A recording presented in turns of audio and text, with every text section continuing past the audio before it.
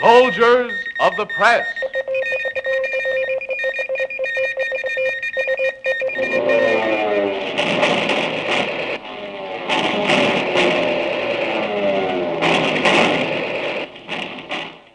It is a tale that should be put in scrapbooks and read in schoolrooms.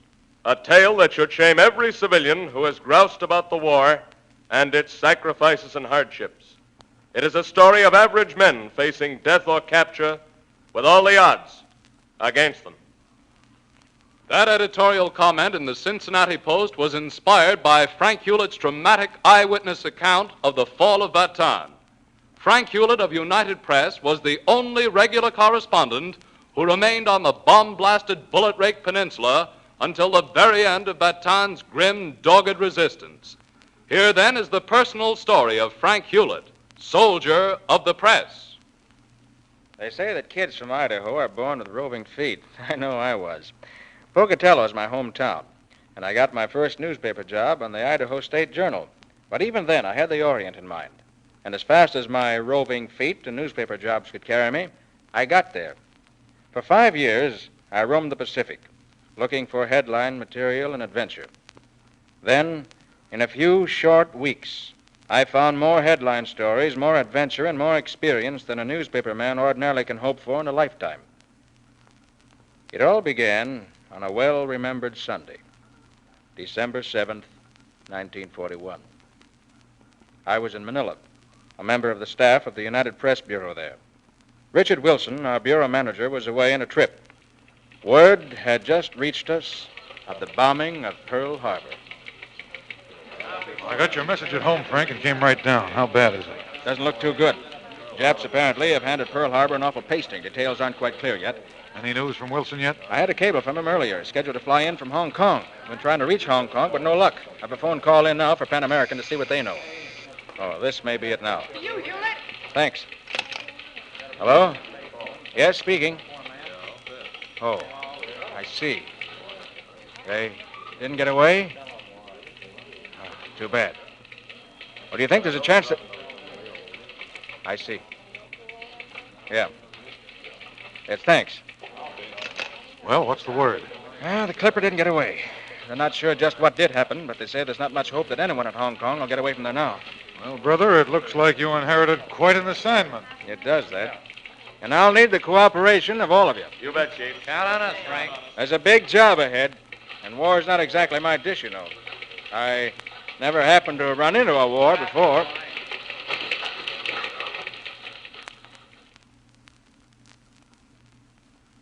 Well, overnight, I blossomed into a war correspondent. We had a good staff, and everyone pitched in to cover the biggest story any of us ever had encountered. To begin with, I had a lucky break. The United Press had a venerable old wireless transmitter in Manila. Not much to look at. Its power was low, and its antenna was strung on bamboo poles. But by one of the strange quirks of radio, its signal could be heard clearly by the UP listening post at Santiago, Chile. We kept it going for the first 3 weeks of the war, supplying news to New York headquarters frequently hours before the same news could be moved over regular communication channels. Hewlett's wife, Virginia Hewlett, played a major part in scoring one such beat. She had volunteered to help the overworked staff in High Commissioner Sayers' office. But Mrs. Hewlett shared her husband's instinct and enthusiasm for a big story. Manila, by December 27th, had been declared an open city in an effort to spare it further bombings. When swarms of Japanese bombers roared over the city, Mrs. Hewlett rushed to the UP Bureau to lend a hand. Hewlett had gone to the port area where the attack was heaviest. Yes, Frank? Sounds kind of lively out there. It is. They just got a church. Ready? Fire away. A 16th century church and school have just been smashed. I walked on ruined school books, torn tablets from children's desks, and examination papers which had been bomb-blasted from the elementary school. As I passed, 3 aged nuns were being escorted into the streets. The church is in flames. Lifeless bodies are being removed, and others, I believe, buried in the debris. A score of persons were killed at prayer. That's all for now. Oh, Frank, you've got a tremendous story here. We've got a tremendous story, honey. Take care of yourself. Be seeing you. Be seeing you.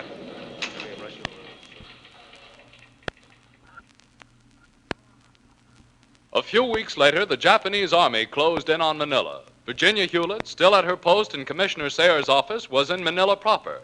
Hewlett was at the front with American and Filipino troops. We learned on New Year's Eve that the Japs had Manila, and that MacArthur was withdrawing his forces to Bataan Peninsula. There was no time for anybody to lose. We knew bridges to the peninsula had been mined and were to be blown up as soon as the troops got across. My car and Tony, my native chauffeur, were waiting to get going. Ready now, please, boss? Plenty hurry. I know, Tony, but I've been trying to reach Mrs. Hewlett, or to make sure she got out of the city all right. Hey, Hewlett, hold on. Message for you. Here, this just came by courier. Oh, fine, thanks. Oh, hold everything, Tony. This is probably for Mrs. Hewlett. Missy Hewlett, okay? Regret to inform you, Mrs. Hewlett failed to escape from Manila before the Japanese arrived. She be seeing us like she always say? Huh? Oh, yes, that's right, Tony. She'll be seeing us. Hey, for God's sake, step on it, Hewlett. Don't you know the bridges to Bataan are mined? They'll blow her on midnight. All right, Tony. Let's go.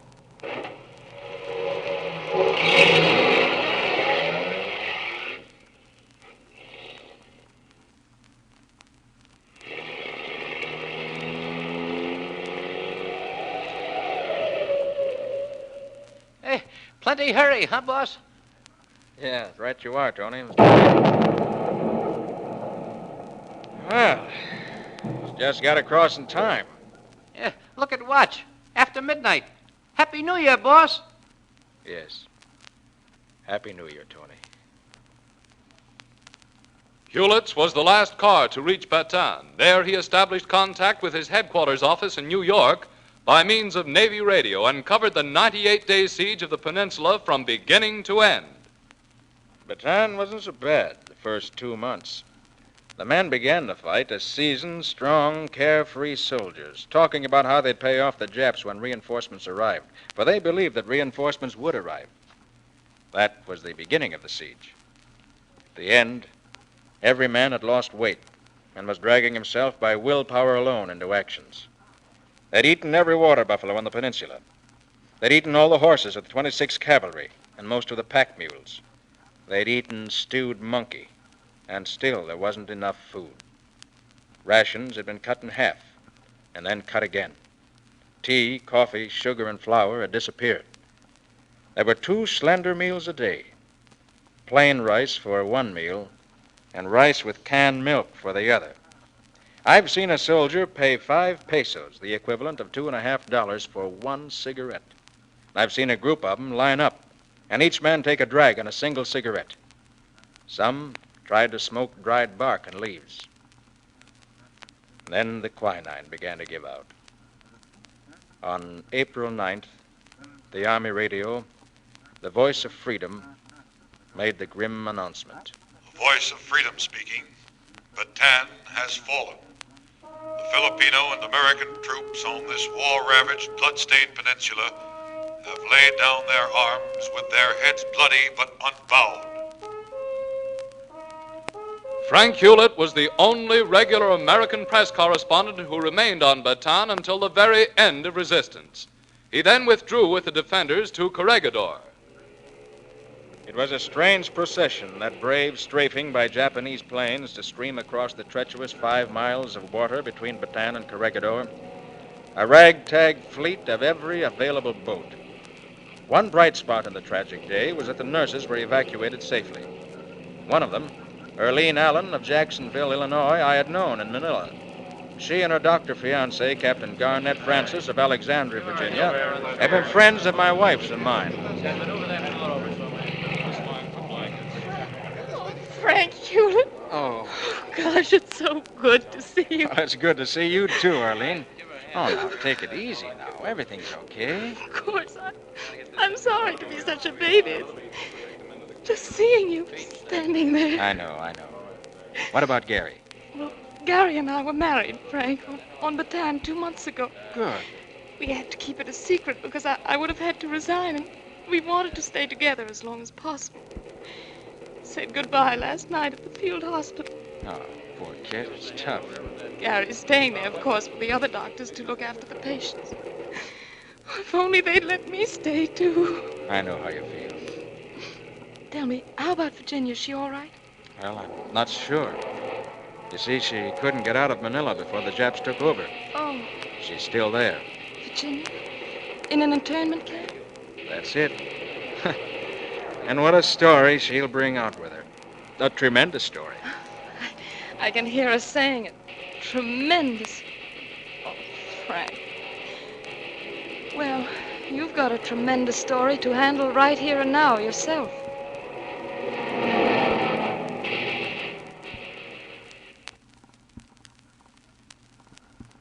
A tale that should shame every civilian who has groused about this war and its sacrifices and hardships. That's what a newspaper editorial writer said of the dispatch Frank Hewlett sent back that night. Listen to it in Hewlett's own words. At the end, the Bataan army crumbled like the one-horse shay. And I know why.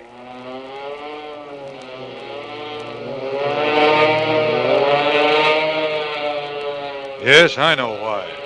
Because Americans and Filipinos had fought 15 days and 15 nights without pause, with dive bombers shrieking down on them in droves and heavy bombers pulverizing their rear. I know why. Because the Japs brought in long-range artillery that laid down terrific barrages. And because tanks were used unmercifully to dislodge our dug-in forces from their foxholes. Because the Japs brought in fresh, well-fed shock troops, the pick of the Mikado's armies. And our men were hungry, and tired, and sick. I know why. In the last desperate showdown, the Battle of Bataan ended because the quinine pills ran out. There was ammunition aplenty. There was courage aplenty, too. But there was no quinine to fight that deadliest of our enemies, malaria. All the men fought well. Not even now is all the story known of the heroism and endurance of the Filipinos and Americans who fought so stoutly in jungle fastnesses and along the rugged coast. They had faith that was unconquerable. They were fighting for their people and their country, and for freedom and dignity and pride. Bataan has fallen, but its spirit stands, a beacon to liberty-loving peoples of the world.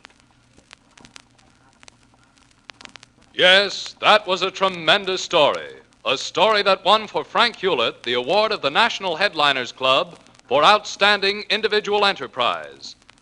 When General Royce staged his daring bombing raids on Japanese positions in the Philippines during the siege of Corregidor, Hewlett returned with him to Australia to continue his assignment as war correspondent for the United Press. Today, his dispatches are datelined with Allied forces somewhere in New Guinea. Your local announcer will tell you when you may hear the story of another of the soldiers of the press who, like Frank Hewlett, are witnessing and reporting frontline action. Be sure to listen. And meanwhile, look for United Press News in your favorite newspaper. Listen for United Press News on the air. It is your guarantee of the world's best coverage of the world's biggest news.